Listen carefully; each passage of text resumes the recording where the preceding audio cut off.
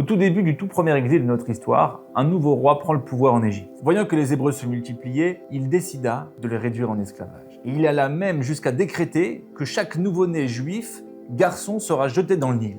En cette période sombre de notre histoire, une jeune fille appelée Myriam a une vision. Elle va voir son père et elle lui dit « Papa, bientôt dans cette maison naîtra le libérateur d'Israël. » Quelques mois plus tard, un enfant naît. Et effectivement, il dégage une lumière toute particulière. Amram embrasse Myriam sur le front et lui dit « Ma fille, tu as vu juste. » Sa mère Yocheved cache le nouveau-né pendant 3 mois, mais le danger devient trop grand. Elle prépare un panier et va pour le déposer sur le bord du Nil, le cœur brisé. À ce moment-là, Amram lui dit « Où est ta prophétie ?» Mais Myriam, sûre de sa vision, suit le panier. Et effectivement, le miracle se produit et la fille de Pharaon trouve le panier. Cet enfant Moshe grandit comme un prince, mais son cœur reste lié à son peuple. Le lendemain, Moshe voit 2 Juifs se disputer. Et il crie cette phrase « Vayomer la racha, lama takereacha » Pourquoi frappes-tu ton ami ? Le Juif se tourne vers Moshe et lui dit « Vas-tu me tuer comme tu as tué l'Égyptien hier ?» À ce moment-là, Moshe a peur. Il prend la fuite et reviendra des années plus tard pour sauver son peuple de l'esclavage. De cet événement, les sages nous enseignent que celui qui lève la main sur son prochain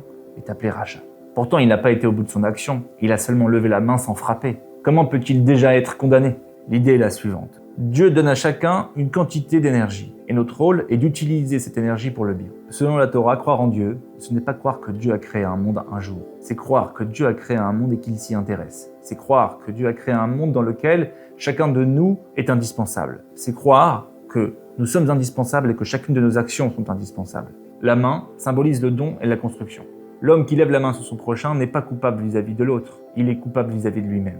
Coupable d'avoir dévié l'énergie dans un but destructeur. Si un investisseur vous donne 100 000 € pour développer votre société, vous n'avez pas le droit de dépenser ne serait-ce qu'1 euro en dehors du travail. En dirigeant notre énergie de manière consciente et positive, nous prenons le contrôle de notre vie. C'est ce qui nous permet d'être libres, de s'accomplir et d'être pleinement nous-mêmes.